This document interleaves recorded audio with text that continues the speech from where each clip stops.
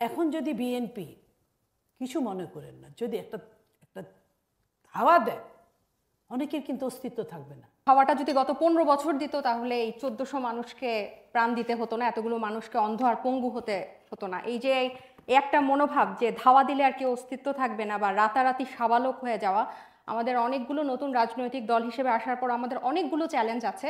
তার মধ্যে এই একটা চ্যালেঞ্জ হচ্ছে এই সম্মানটুকু না পাওয়া এবং খাটো করে দেখা। হ্যাঁ, আপা যে বলেন বিএনপি যদি ধাওয়া দেয় তাহলে অনেকে অস্তিত্ব থাকবে না, আমি আমি আমি বলতে চাই এই ধাওয়াটা যদি গত 15 বছর দিত তাহলে এই 1400 মানুষকে প্রাণ দিতে হতো না, এতগুলো মানুষকে অন্ধ আর পঙ্গু হতে হতো না। এই যে একটা মনোভাব যে ধাওয়া দিলে আর কেউ অস্তিত্ব থাকবে না বা রাতারাতি সাবালক হয়ে যাওয়া, আমাদের অনেকগুলো নতুন রাজনৈতিক দল হিসেবে আসার পর আমাদের অনেকগুলো চ্যালেঞ্জ আছে।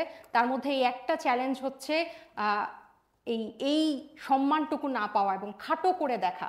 এই গণ অভ্যুত্থান নেতৃত্বদানকারী এতগুলা মানুষ, এতগুলা তরুণ, এতগুলা ছাত্র, এতগুলা ছেলে মেয়ে যে অভূতপূর্ব ইতিহাস বাংলাদেশে ঘটালো, তারা আমার মনে হয় যে যখন সেটা টকশোর মঞ্চ হোক আর যেখানেই হোক, এই সম্মানের যে আমাদেরকে যে একটা নেগলেক্ট করা এবং আমাদের বক্তব্যকে যে ছোট করে খাটো করে দেখার একটা, এটা আমাদের নতুন রাজনৈতিক দলগুলোর অনেকগুলোর মধ্যে এটা অন্যতম একটা চ্যালেঞ্জ আমরা খুব ফেস করছি।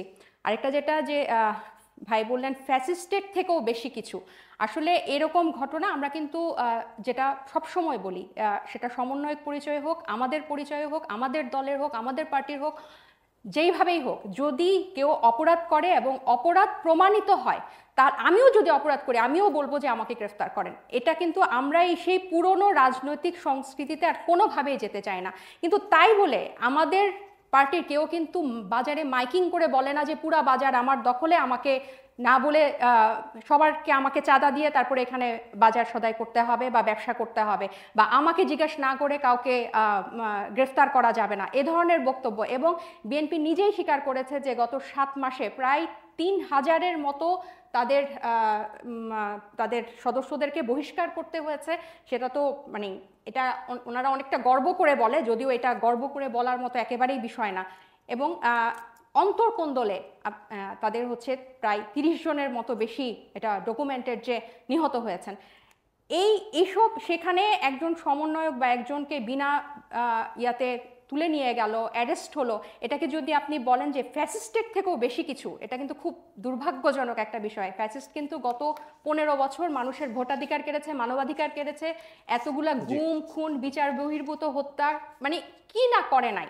এরকম একটা নৃশংস পিশাচ গণহত্যাকারী একটা রেজিমের সাথে বা একটা ইয়ার সাথে যদি আপনি এরকম একটা ঘটনাকে একটা অন্তর্বর্তী সরকারের অবস্থায়, একটা আমরা খুব নাজুক অবস্থায় আছে, এটা যদি আপনি তুলনা করেন, এটা খুবই দুঃখজনক।